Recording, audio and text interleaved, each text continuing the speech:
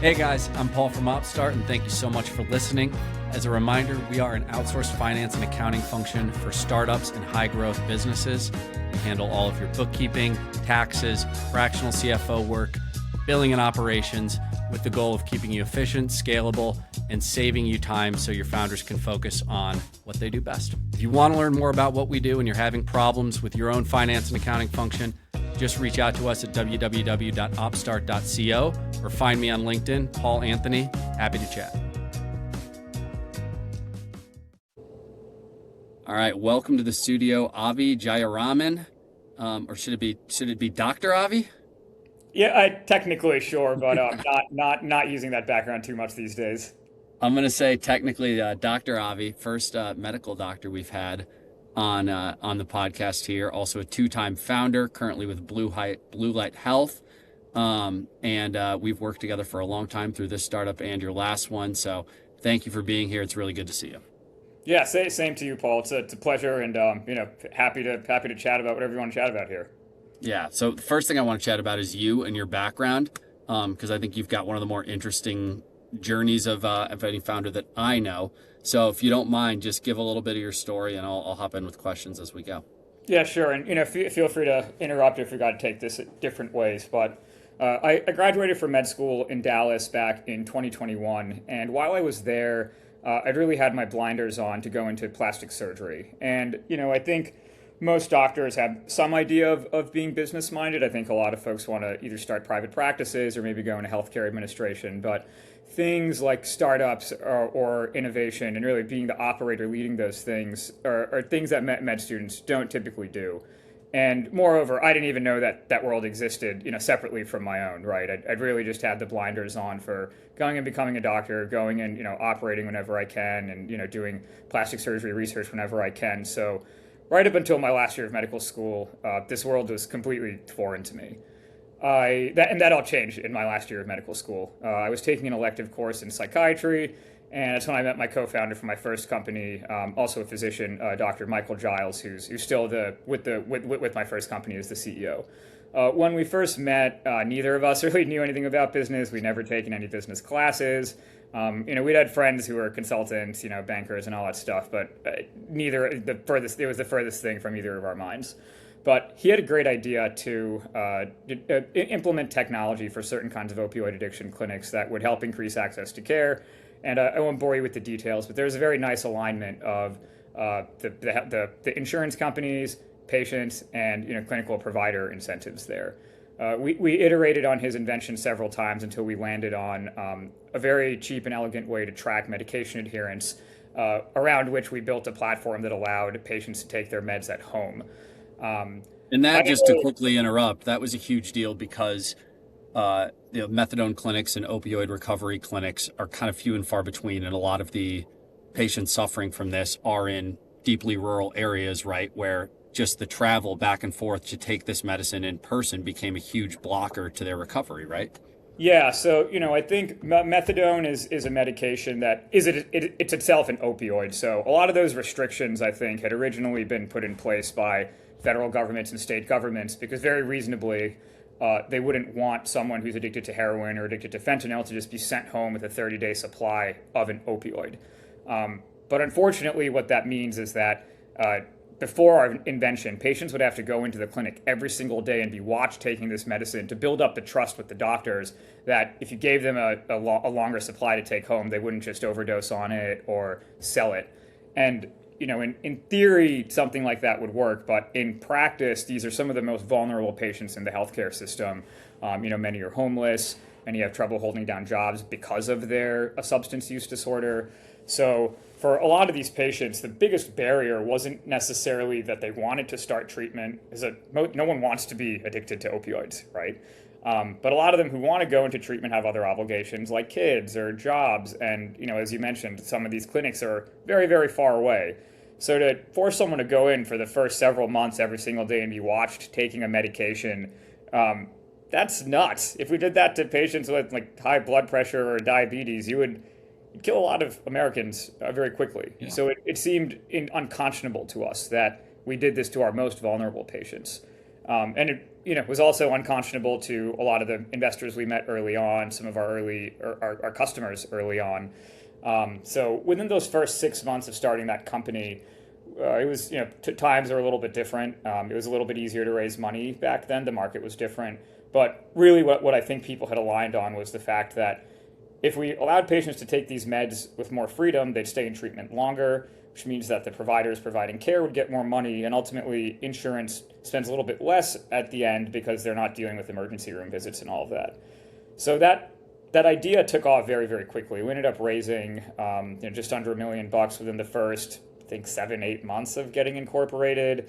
By that same time, it also somehow started negotiations with not just methadone clinics, like the largest groups of private equity owned methadone clinics in America. And that had all happened, a little bit by luck, but I like to think that our invention was really one that was useful. But some of our earliest angel investors were actually some of our friends who had gone into private equity early in their careers, and their partners and higher ups in the firms were sitting on the boards of these clinics. So it was a very nice confluence of factors, both from some regulatory changes that had occurred during COVID, to the fact that everyone started to have smartphones. There were government programs to give people smartphones. So all of a sudden, people could access technology that could make this easier for them, and it was just a matter of us building it. So we did that very quickly. Realized that I was a little bit better at doing startups than I was at being a doctor at the time. So I earned my MD, and then instead of going off to residency, I helped build that company as the chief growth officer, leading sales and investor relations for the next several years. While I was there, I think we ended up getting to well over $1.5 million of ARR, almost profitable. Myself raised about $6-7 million from VCs, NIH, health plans. We were in Dallas, so we sent an email to Mark Cuban, and he actually responded, which was cool. So it was a great ride, and things grew faster than I think I was maybe equipped to deal with. So by the time I'd vested all my equity and hired real executives with the money that we had just raised, I realized that I hadn't really developed any other skills besides running that company in the business world, and I wasn't sure if I would necessarily want to stake the entire rest of my life on that. I think it's cool for startup founders to say that they're going to do that, but the reality is that once the first one ends, whether that's an exit or a bad result, you need something to do afterward, and you need skills to do that thing afterward. And I knew I wanted to stay in the business world, but I wasn't sure whether I would want to start a company again. Wasn't sure maybe I would move over to the investor side of things. I think that's kind of what every single founder goes through that in their head when they leave their first company. Or maybe I just wanted to go be a consultant or a banker, get that the real education that I need in the real world and how to deal with these business problems. But ultimately, I think what I needed was a little bit of time to think and a little bit of time to learn. So I decided to apply to MBA programs. I was fortunate to get into Wharton's healthcare management program, which is the oldest healthcare management program in the country, I believe. So, very, very seasoned history there of, real healthcare business professionals. And while I was there, dabbled in some VC work a little bit. I think I realized pretty quickly that the structure of consulting and banking weren't necessarily my style, but I still enjoyed the early innovation space. After working at two great funds, Sia Ventures and Med Mountain Ventures, I'll plug them. They're fantastic investors for any founders, starting medical device companies, digital health companies, life sciences technology companies. They all of them, both firms kind of cover all of it, and I had a great time there. But realized very quickly that I found a lot more excitement and a lot more purpose being in the founder's seat. And it was lucky that once those experiences were kind of wrapping up, I caught up again with one of my old friends, Shiv Bhavnani, who's a partner at Evio, which is a behavioral health incubator. And he had an idea that, to start something in the digital addiction space for kids.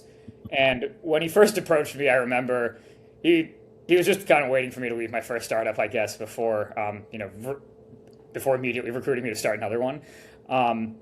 And the first thing he blurts out was like, "Hey, dude, you want to start another company?" And like my knee-jerk reaction was like, "Dude, no! Like I left to not do that." But obviously, never say never when you've been a founder before and you found a lot of purpose being a founder. And he happened to blurt out the one problem that I myself had been pretty obsessed with for a long time. I got off of social media, except LinkedIn, kind of begrudgingly, way back in 2010 or 2011. I don't even remember at this point, but this is like even before all the, Cambridge Analytica stuff had come out, I think. So I'd always been a big proponent of, kind of living life very much in the present and in the real world, at least as much as I could.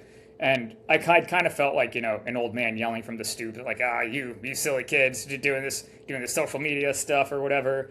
But in the last several years, I think that I'm not the only one yelling from the stoop. A lot of now the medical profession as a whole is kind of realizing that there are causative effects of this stuff on kids. Kids who use social media and video games have higher rates of depression, anxiety, eating disorders, ADHD. Not to say that all kids who use that stuff do, rather, but the kids who use it problematically, there's a huge correlation with mental health disorders. And very much like substance use disorders, when you have that digital addiction driving whatever your mental health problems are, you need to handle that. So we started the company, and it waffled between starting, making it a pure technology play, just kind of similarly to how we had at Sonara. We thought about maybe hosting in-person events. We went through thinking maybe this could be some kind of educational technology platform, but the data just kept getting stronger and stronger and stronger that these kids need healthcare and they need specialized healthcare. So we decided to base everything around the clinic that we're starting. It's a virtual clinic. We're actually going to be opening up in Illinois in a few weeks, and building whatever tech that we need to make that process, either diagnosing these kids or treating these kids, as fast and efficient as possible, because that's what the world needs right now. I just talked for like 5 minutes straight. What else can I talk about now? Oh, it's really interesting. I'm going to go, I want to hit on a couple things that you mentioned that I thought were really interesting there. Because one of the things I like to do is just pick out what I think are really good insights for other founders, who's, I think, a lot of our audience on this.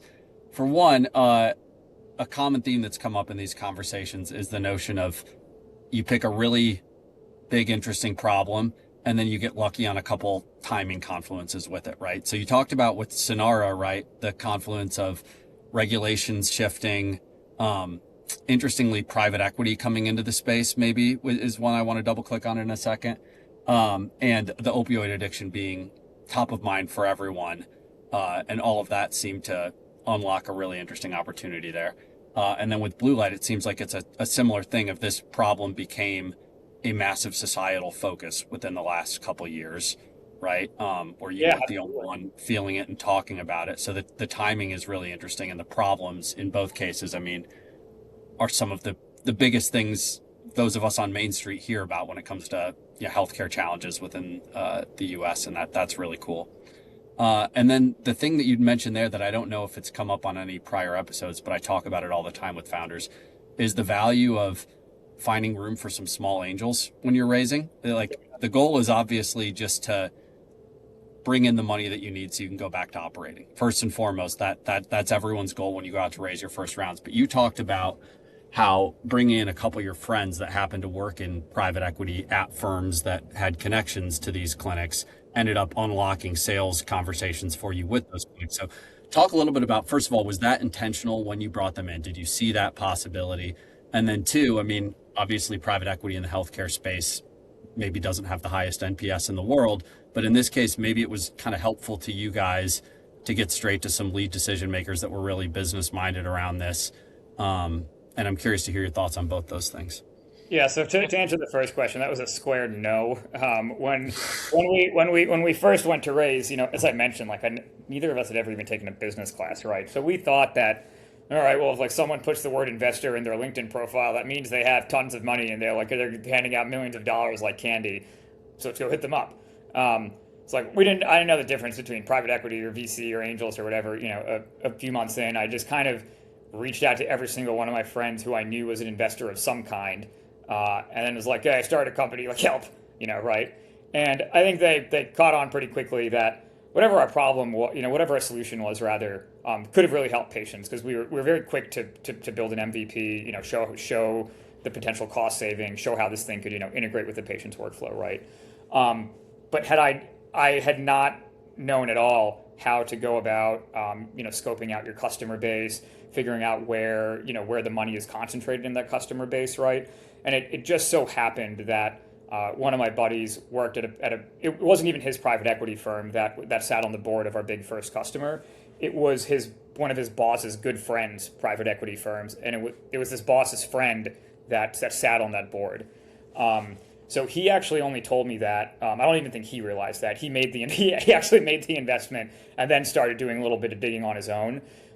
So he came back and then told us that, hey, this very large customer, which has like well over, I think now they even have over 150 clinics in the U.S., owns a bunch of methadone clinics. Like, do you guys want to talk to them? And we were going to like little, mom and pop methadone shops out in, the suburbs of Dallas and stuff at the time. So this was just a completely new world for us. And then it was that insight, it was him kind of going to bat for us that made us realize that this was at the time, 53% of these methadone clinics were owned by private equity. And I think that number's only grown. And there was a pretty important lesson that we had learned there. And I don't think it's like a black and white thing necessarily, but I think a lot of founders have this idea that they need to test their inventions or test their innovations in a kind of like small and more controlled setting rather than going straight to very large enterprise customers. And just by virtue of luck, that was our first big customer actually. And it turned out that when you go straight to the board of directors, the CEO and the CFO, if something makes sense monetarily, that's the buy-in that you need in order to really propagate that thing. And it's not just a matter of making sense monetarily, for the clinic or whoever owns the clinic, right? Yes, if they implement this thing, maybe patients will stay in a little bit longer, but they had to make sure that from a regulatory perspective that this was even legal, because until that year, sending patients home with a bunch of extra methadone was certainly not something that doctors were, thinking of doing all the time. They would have to sign a lot of waiver forms. There's a lot of red tape there, and moreover, even if this thing could get them some kind of extra marginal, profit or whatever, they're still the ones paying for it, and the margins at those clinics aren't great. They make a lot of money through volume. What we needed to know was that if we actually proved that this thing worked, not only could the platform be used, to bill for these virtual sessions, but payers would need to pay for the platform itself too, right? It was expensive to make. So there, a lot of those things had to work out well for us. But once we knew that, kind of going right for the jugular, to bring out a medical term here, I think is a very good thing you can do if you know that all those pieces align. Totally. And then what was the second part of your question? The second part was essentially just the notion of like, I guess this is a bigger topic, but private equity in healthcare probably has a bad reputation amongst Main Street patients. But in your case, I feel like there's probably an interesting flip side to it where innovation was able to, permeate more rapidly because you got straight to this decision maker level of people that would quickly map out the financial dynamics of it and be able to, spread it across 50, 100 clinics instead of you having to go one at a time and sell each of them. And ultimately that allowed you to impact a lot more patients very quickly. Yeah, absolutely. Look, I think it sucks that it is the case that, healthcare is a for-profit business in America. I don't know if that's ever going to change. So I think that, the idea that, I'm sure there have been several bad news stories about how private equity has gone, gutted rural ERs or, made things more dangerous for patients in nursing homes and stuff like that. But I don't think these guys are, putting on their evil hats and being like, all right, we're gonna go like kill a bunch of old people today. Let's go gut a rural hospital for fun, right? I think the fact of the matter is that we've got a bunch of finance people and we've got a bunch of clinical people. The finance people want to save money. The clinical people, I don't think they want to waste all the money in the world, but they want to make sure that they do right by their patients. And when those incentives collide, usually the patient's kind of the one that loses, right? Maybe it's not the case in every single aspect of medicine or every single field of medicine, or certainly not every single private equity owned clinic or whatever it is. But good medicine generally is good business. How we enable that and how we help providers do that needs to align with whatever the current system is. It doesn't mean that we can't criticize the system or wish the system was better, but if you want to innovate and you do want to help people down the line, you've got to you've got to be able to figure out how this thing gets paid for, how the people who are paying for it save some money, or make some money, right? Yeah. All while making sure that you're improving whatever the experience is for patients. And it sounds hard, it's obviously it sounds hard and it is hard, but I think that healthcare in particular, maybe not now so much with AI, but until AI came along, I think healthcare was technologically was always lagging a little behind other fields in terms of implementing stuff. Everyone loves to complain about our medical records and patient communication and scheduling and all that stuff, but it can be fixed. It's just that it takes a little bit more alignment of stakeholders to do so. And the private equity folks are, perhaps some of the most receptive ones to being able to fix that because they have the money to experiment with those things. And they have networks of providers who could actually go test that stuff, and you can get good data from. Yeah, that's really interesting. So then blue light, right?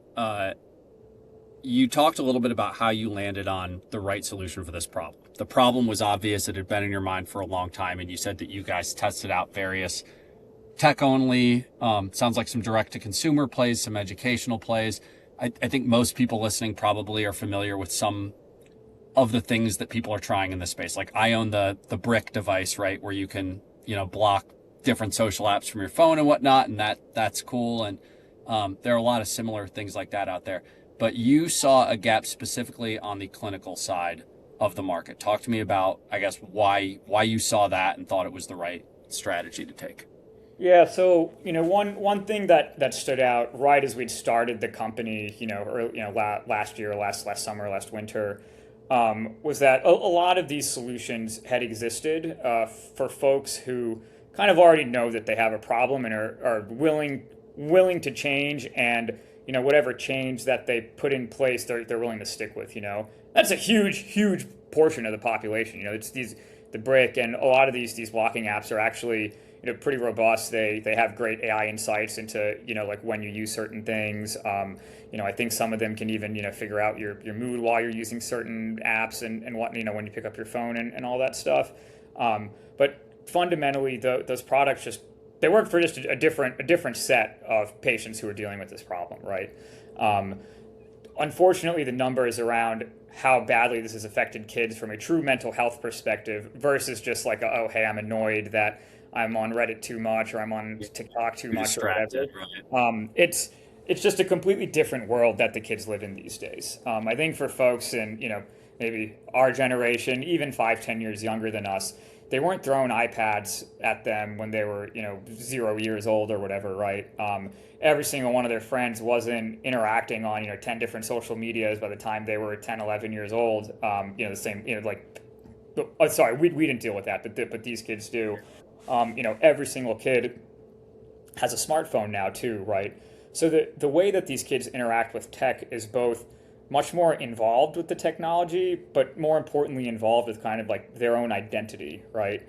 Which necessarily leads to not just a personal annoyance with using this stuff, maybe like a lot of the customers for Brick or some of these blocking apps have, right?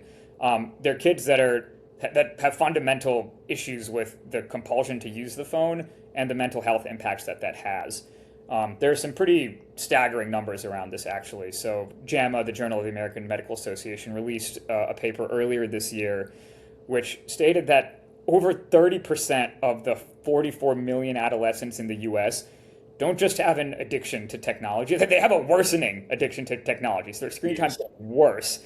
Of those kids, well over 50% of them are thought to have a comorbid, serious psychiatric disorder. So, a major depressive disorder, generalized anxiety disorder, ADHD. Put those numbers together, that's like almost 20% of all kids in the country, right? Like that's like 20% of the age range, the generation.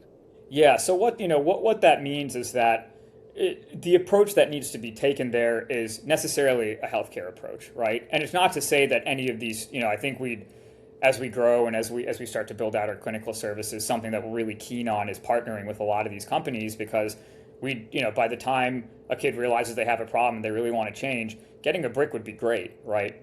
But changing how someone thinks can only happen, two ways generally. With therapy, or with medication.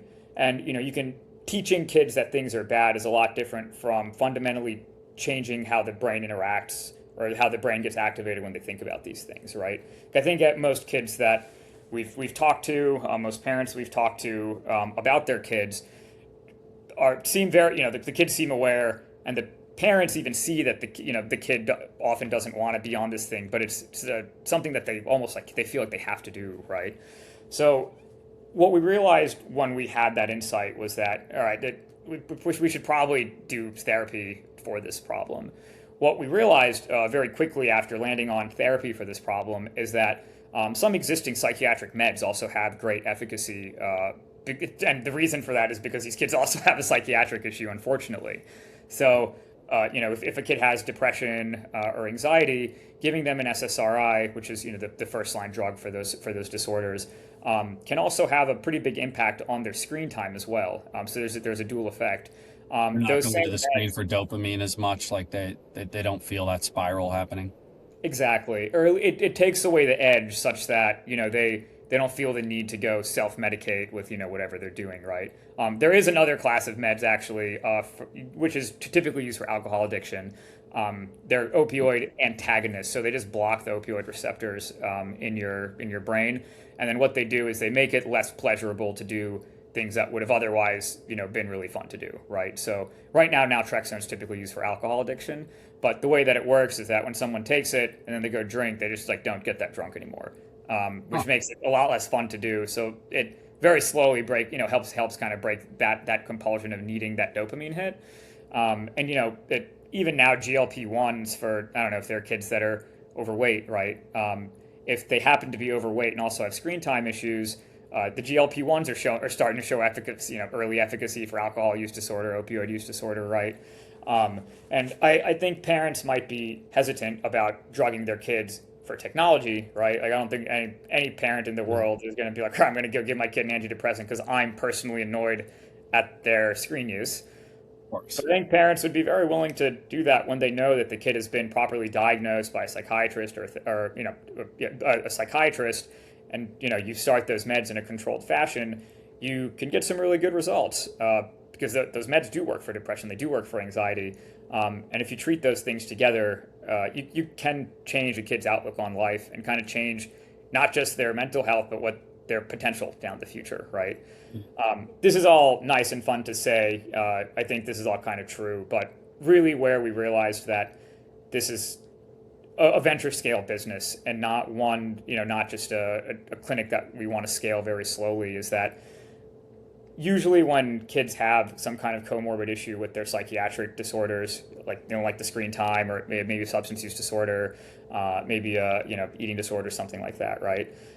Whatever that other issue is really needs to be treated in order for them to make progress on either one of the things, right? If someone's addicted to drugs and they're also depressed, if you just give them the antidepressant medications and don't talk about the drug addiction, you're for a small portion of the population, sure, maybe you'll make some progress there, but overwhelmingly, you need to handle both of those things. But right now, no one knows how to handle tech addiction. There are few and far between folks who have kind of made their own protocols, have done a lot of research in the subject, but figuring out the clinical protocols, the clinical algorithms, how to operationalize those things, no one's really done that yet, and that means that insurance companies are wasting a lot of money.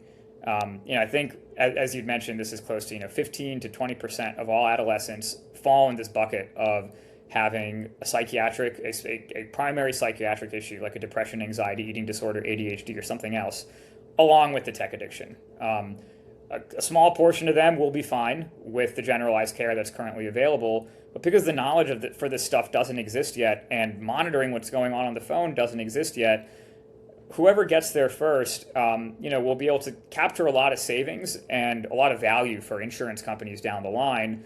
So I thought it was a really cool opportunity to build a business that, is profitable kind of from the beginning. Medicine has always been profitable as long as you don't go spend billions of dollars on CAC on YouTube ads or whatever it is that we've all seen.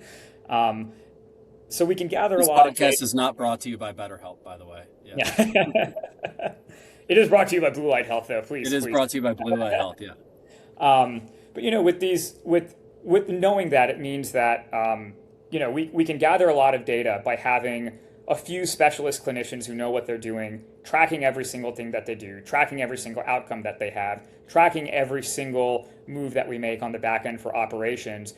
And we don't need too much data, to go and approach payers and say, hey, look, we have good outcomes, we have great costs. This is what you're spending in the community right now for unspecialized care for a kid who has these issues. And payers are actually reasonably generous with their mental health allocations. For kids, they'll cover anywhere from 12 to 20 sessions with a psychiatrist helping to adjust meds, another 20 to 30 sessions with a therapist trying to figure out what type of talk therapy is going to work. And ultimately, if they don't know how to address a major issue that's driving the mental health of this population, that money goes down the drain and they waste it again the next year, or maybe it gets bad enough that a kid needs an emergency room visit because of how bad the mental health issues have gotten right. So I think it's a business it just makes sense on a lot of different levels, and consumers are itching for it, and payers are wasting a lot of money on it. The problem with building these types of businesses is that usually you can choose one or the other. You can kind of build a business that gathers a lot of data and kind of defines the science, or you can wait a few years, figure out what that science is, figure out what the best practices are, operationalize that as quickly as possible, and then go chase value-based care, right? It's hard to build the science and to build the operations to scale that science rapidly enough. So in order to do that, we needed to have a super good team. And I'm an experienced founder myself, but on the business side, I'm a dime a dozen certainly. So I had to find a really intense clinical researcher who treats these patients to help us with the science of it. So our clinical co-founder Kaylee has been specializing in digital mental health issues in adolescents for her entire career. My product co-founder Logan was actually one of my founding advisors at my first company, Sonara. And his claim to fame is that he was one of the early product designers at Noom as that company scaled from like $4 million in ARR to well over $600 million in ARR from like 2015 through 2021. And Noom is especially relevant here because Noom is a company that helps people renegotiate their relationship with food. Food is like your phone. You can't just take away a phone from a kid or take away a laptop from a kid. They're going to fall behind. You take away food from a kid or a human, they'll die. But you don't want to stunt a kid's development. You want to make sure that they have a healthier relationship with that thing that's going to be around for the rest of their life. So we had to put together a team that can do the science, iterate on the clinical knowledge, and I guess I can go talk about how great they are and raise money for them pretty effectively.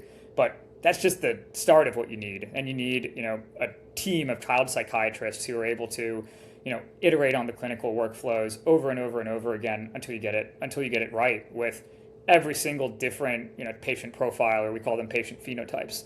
A little girl from Kansas who's watching TikTok videos is a lot different from a little boy from, let's say, New York who is playing video games and addicted to those, versus even the way that they use those platforms could be different. One kid could actually be playing video games a lot and it causes him depression or sadness because he doesn't want to be playing the game and he wants to be playing outside, but he can't stop. Another one might be playing the game and be getting, cyberbullied or flamed or, insulted, and then like getting angry or getting, there's a million different ways that this stuff manifests, and no one knows how to deal with it yet effectively. Whoever figures this out, I hope it's not just us. I hope other people go after the problem too. Whoever figures it out is going to do a lot of good in the world, and hopefully make some money doing it too, because you should make some money if you're going to be helping the next generation, be better, right? And not have the mental health problems that they're currently saddled with. And I don't think any one company can capture the entirety of the market, but Blue Light Health is certainly going to try, and we welcome the competition. Yeah, totally.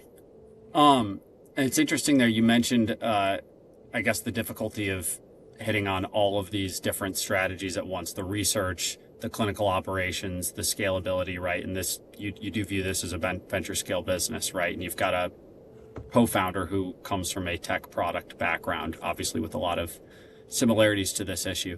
So I know you guys are early, but how are you envisioning kind of your solution looking right now? Yeah, so we're starting kind of right from the basics. The core service that we're going to be offering is clinical care, right? So therapy or meds. Right now, Kaylee is our clinical co-founder. She's a therapist who's been exclusively dealing with these problems for the last 10 years, as I'd mentioned. So she's going to be seeing our first patients as early as actually this month. I was going to say next month, but it's already June. So as early as later this month. And I had originally thought that maybe with meds we would need to wait a few months to find a doctor who we could afford, frankly.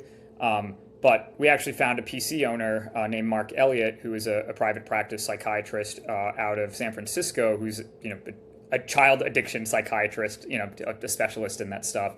So once he's done with his VA responsibilities where he's currently working, he's going to be able to help us recruit another physician. He might even see a few patients for himself. So the core service we're offering is clinical care, and we want to get that shipped, let's say, as fast as possible. So that's what we've been working on. But in order to really differentiate ourselves, we need to build a really, really robust back end of data. And we also need to do, everything. Is that back end of data more for research purposes or like care delivery, product scalability purposes, or both? Both, definitely. So we're going to have to see, I think it all starts from the clinical efficacy, right? So we're going to have to, create what these patient profiles are, figure out what kinds of therapy works. Once we start having a psychiatrist on staff, see what kind of meds work, what combination of those things work. Because that's going to determine how effective we are at delivering the clinical care. But we also need to be tracking every single lever there, right? How much we are spending on those services to pay the therapist or to pay the psychiatrist, how much we're able to bill for those services, whether that's self-pay or with insurance. And then we also need to do a little bit of research with insurance company data and figure out what are they actually spending on this problem. We've done some of that preliminary insurance company research already, and they're spending a lot. But now what we need to prove is that we can do this stuff a little bit faster and a little bit better than they can. So they send patients to us. Yeah, but that's the ROI piece, right? That like when you started Sonara, I think there was pretty broad awareness of how bad the problem was with opioid addiction, what it cost us, right? And then you guys had a pretty elegant solution that was not too technically complex. It was not a new drug that killed addiction or something like that. It just aligned the incentives really well across all parties in a way that hadn't been done. And I'm curious in this space, because there are so few people that have actually attacked it, properly researched it, developed the solutions for it, how well you have kind of that A/B sample set, right, of what people are spending today, what problems are emerging because this is untreated. I think people, again, at a high level, they understand this is an issue, but do they know exactly how expensive it is and what the second, third order consequences of, bad treatment are?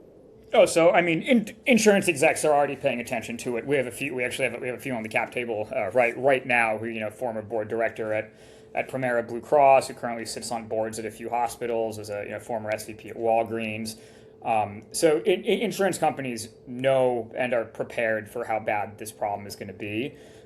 I don't think anyone has approached them with the value-based care case just yet, because as I said, it's not even just a matter of the fact that no one's packaged this up and gotten the operational efficiency and the diagnostic and treatment efficiency out of it. It's that we don't even know what these patient profiles look like, right? So in order to get to that step of being able to demonstrate all of that, we need to be the clinic first.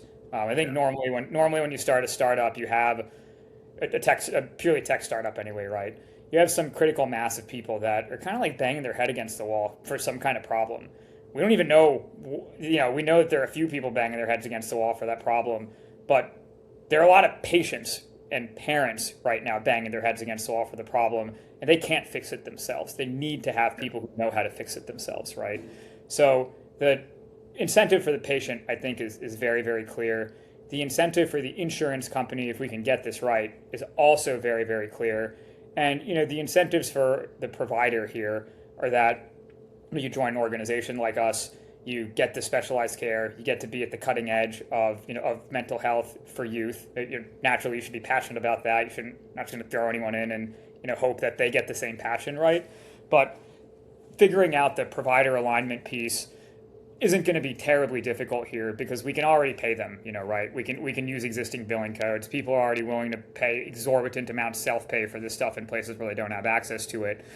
So we know that down the line, giving the specialized care does, for any mental health disorder, necessarily saves money versus the generalist approach. And whoever can package that up is able to get these VBC contracts. That ends up benefiting patients because they get care that actually works for them, right? Instead of having to go back over and over again for maybe several years. But in order to get there, right, we need to build the science, we need to build the operations around the science, and then we need to prove that all to the people who are paying, which are the payers. But what's beautiful about this is that it's going to be a long slog, but it's one that we can make money doing on the way to the big blue sky outcome. Right.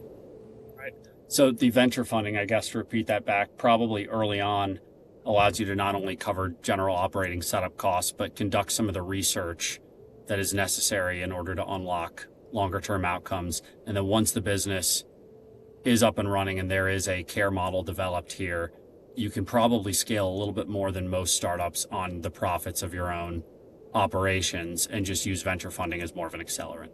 Yeah, absolutely. I think medicine's always been profitable, right? We could have just started a clinic and not, kind of bootstrapped it. But the real unlocks here are, building a really, really robust kind of like symptom tracking data infrastructure that, both moves the needle clinically and operationally, right? And that costs money if you want to do it right.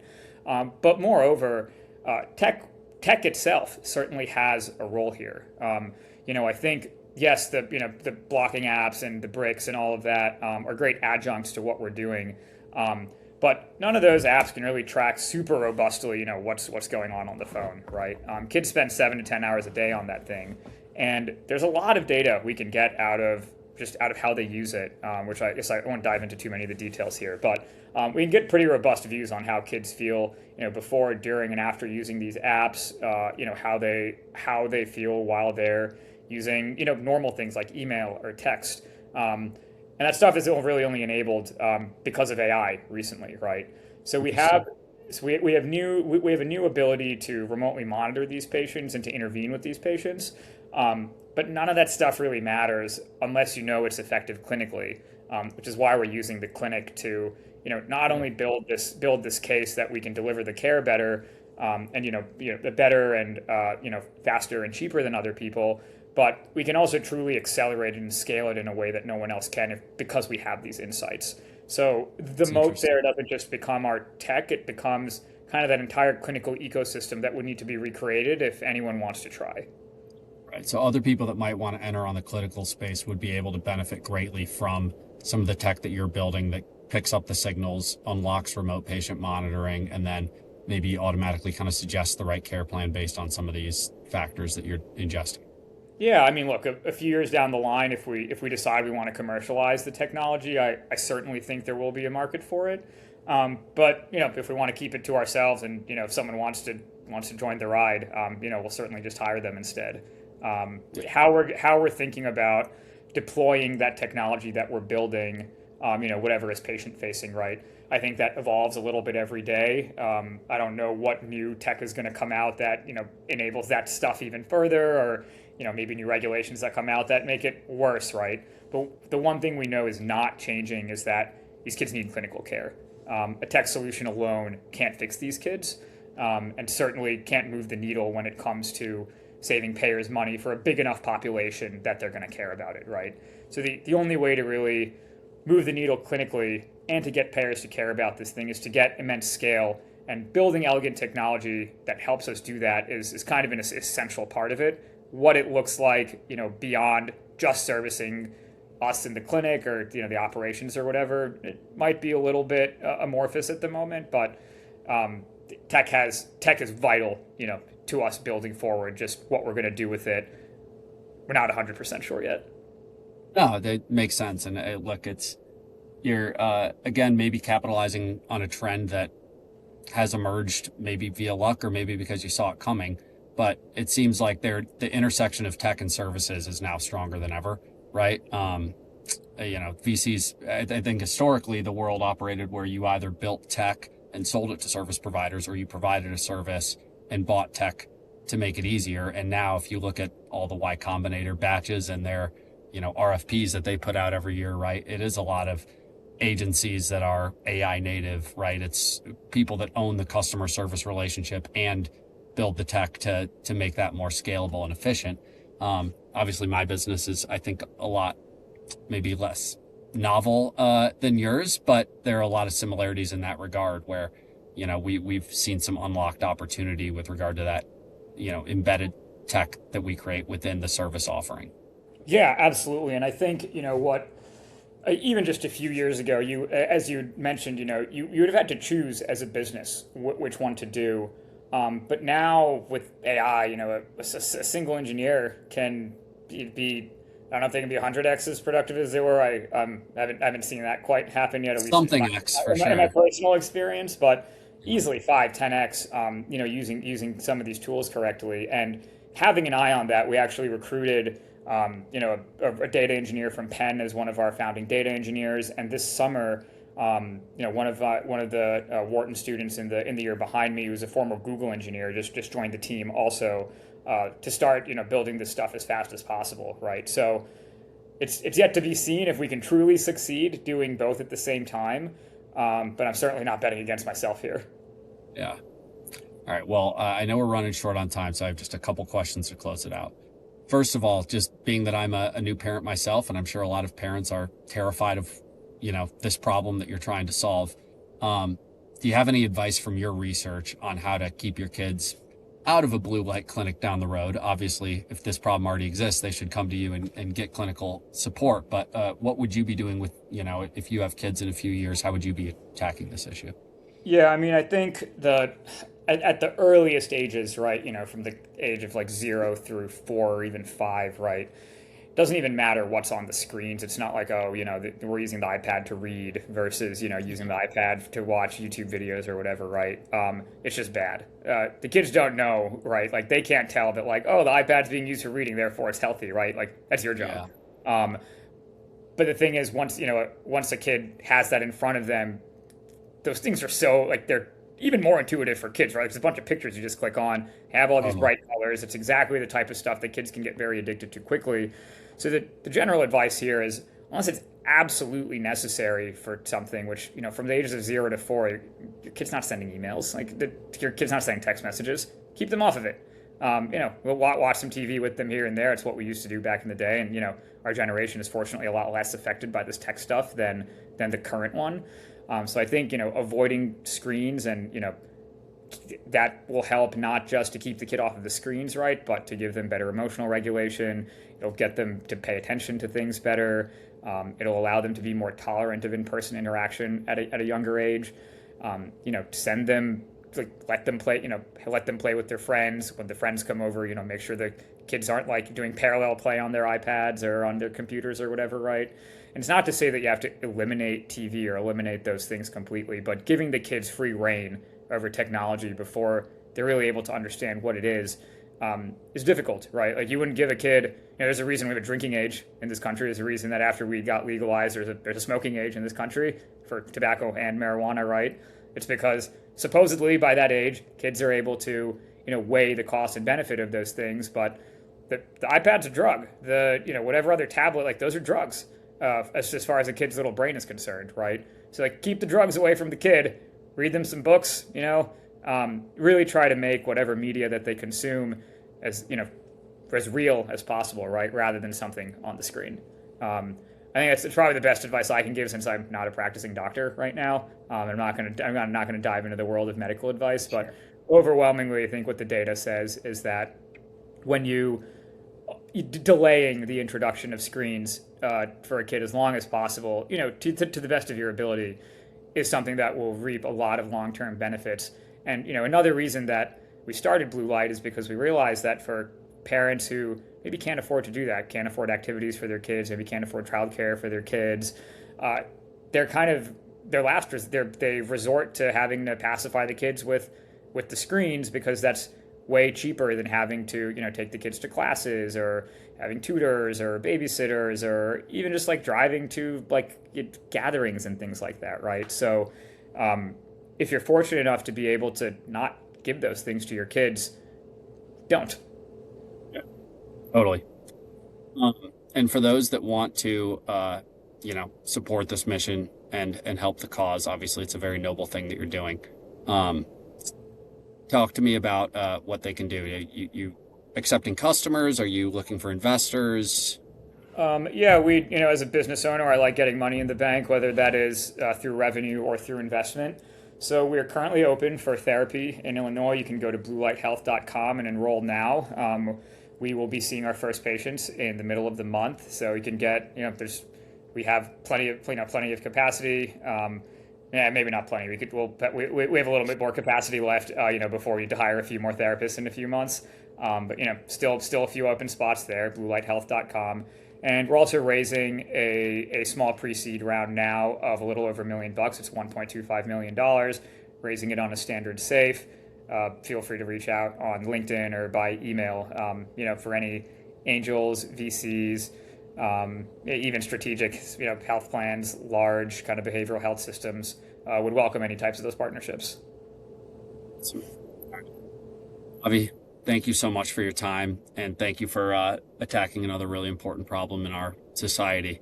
We need more entrepreneurs that solve the important problems. So I appreciate that you're doing this. Hey, always a pleasure, and wouldn't be able to do it without your support either time. I would be drowning in the back office stuff right now if we didn't have your help. You're very kind. Trying to find my bank statements, my P&Ls. You guys got me up to. I forgot I had to pay taxes. That's not stuff that any of us really want to worry about. So, thank you guys for keeping us afloat in the back office, and more importantly, keeping us in good standing with the people that we're supposed to pay taxes to, pay money to. And just keeping good tidiness there has actually been incredibly helpful, not even just from I don't want to do that standpoint, but from business strategy standpoint from the entire time we've been working together. So appreciate that and appreciate the time here.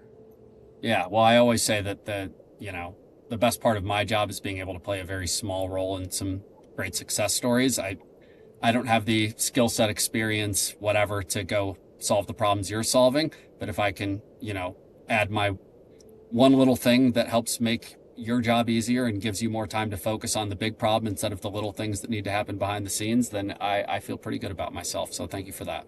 Yeah, on the flip side, I certainly would not be able to start the business that you do and help so many other people, right? I know how to do healthcare, and it's kind of about it. So we need the folks like you who are able to take the fundamentals of any business, right, and turn that into something that allows the business to continue being sustainable. So you're doing fantastic work that is a lot more challenging than I think you give yourself credit for. I really appreciate that. Thank you again. We will have to do this sometime soon, and next time I'm in Chicago, maybe we can get together. Oh, dude, yeah, absolutely. Come by. We just bought our apartment here. It'll be great. Fantastic. All right. Well, thanks again, and I will see you soon. Oh yeah. Peace, Paul.